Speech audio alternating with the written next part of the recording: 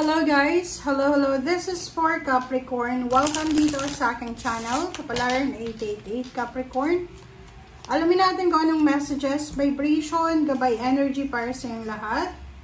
This is general reading, so pwede kang makaresonate. Gamitin mo ang iyong intuition. And please connect your intuition guys sa lahat ng barahan na lumalabas dito sa aking reading.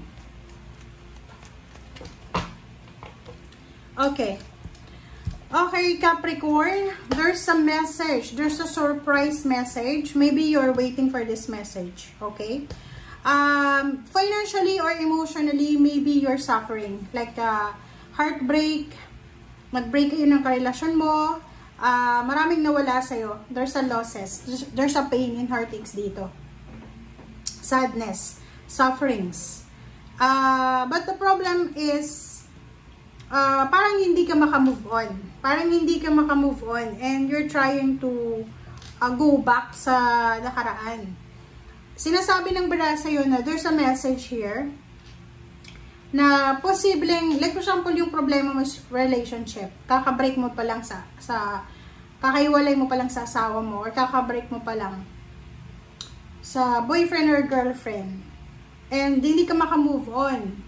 Yung parang pabalik-balik ka, ini-stalk mo siya, or ganyan-ganito, nakikibalita ka. And, isang balita, isang good news ang posibleng darating sa'yo.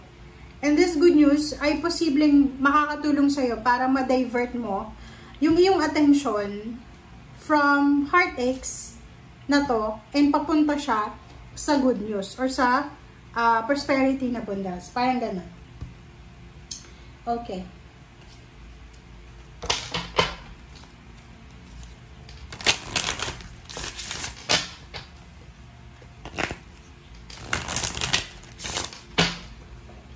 Okay, Capricorn.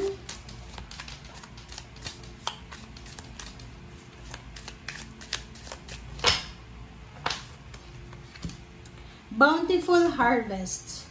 Bountiful Harvest is number 2810. So, maganda to kasi sinasabi ng bara sa'yo na may mga Capricorn na posibleng there's a good news about success. There's a good news about huge amount of success, maybe lump sum of money, maybe higher position, higher salary, or malaki siyang pagtatagumpay na posibleng magdadala sa iyo ng satisfaction, completion, and achievements.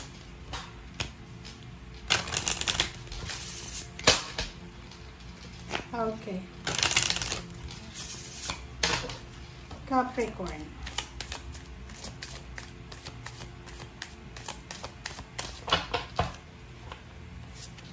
Okay, so titanium rainbow.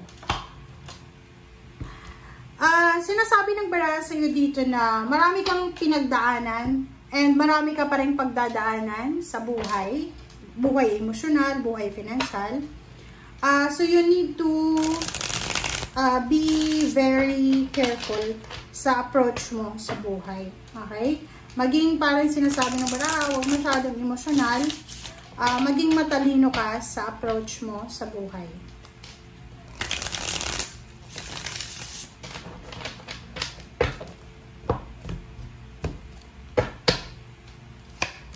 Okay, Ten of Swords,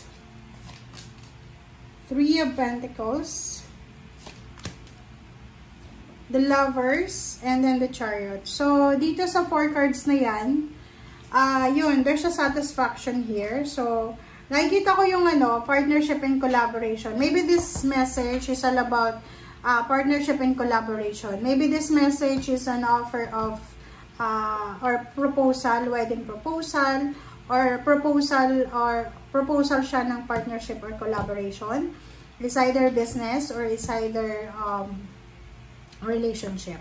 So, the Chariot, sinasabi ng bara sa'yo na kung ano man to na ginagawa mo siya ngayon or gagawin mo pa lang, kung ipagpapatuloy mo siya, okay, and ipupush mo talaga siya, ipupush mo talaga siya, ay posibleng magdala siya sa'yo ng tagumpay. Okay? There's a news, confirmation of news. There's a news, communication. There's a money incoming. Like, for example, there's a financial help or money, like lump sum of money, windfall of money, parang ganon. Na pwedeng magdala sa'yo. Wow! So, yun.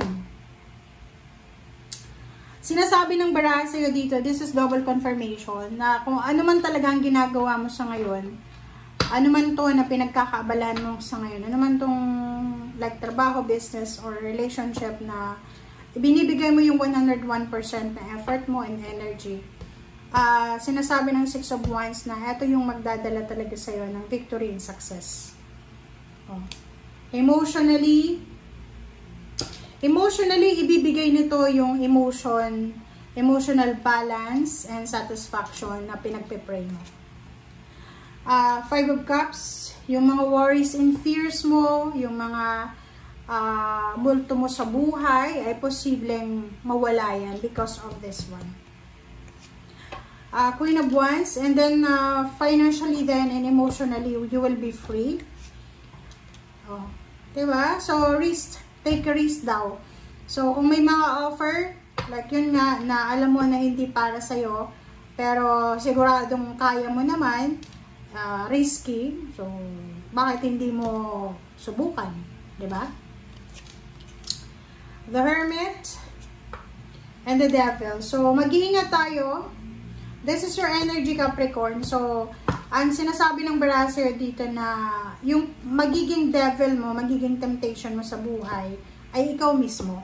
Kasi kailangan mong mag-isip ng tama. Kailangan mong timbangin ang sitwasyon bago ka gumawa ng desisyon. Yun yung magiging parang burden sa'yo. Yung mag-desisyon ka nang hindi mo pinag-iisipan. Okay, Three of Wands and Seven of Pentacles. So, dito sa dalawang barahang to, sinasabi ng baraha dyan na you're waiting You're waiting for a money. You're waiting for success. You're waiting for completion. And yung direction na parang tinuturo sa'yo ng universe, yan yung makakatulong sa'yo while you're waiting na parang maitawid yung kung ano yung nararamdaman mo. And sa ilalim niya is Eight of Pentacles, job. Diba, like example, ang energy mo sa ngayon is, for example, isa kang nurse, or yun, isa kang nurse, tapos nag-apply ka, or bago kang graduate, bago kang pasa na teacher. Wala pang mga job offers sa pagiging teacher kahit sa public or sa private school. So, ang nakikita mong pwedeng pagtrabahuan mo is pabrika, sa mall, sa opisina, sa gobyerno. Yun, pwede mong gawin siya while you're waiting for your target job. Diba? So, gano'n naman talaga eh. Wag masyado tayong higher yung expectation natin. Kasi pag nag-expect tayo ng mataas, pag bumagsak, lagapak talaga guys. So, dumaan tayo sa tamang proseso. Okay? So, thank you guys for watching. Bye!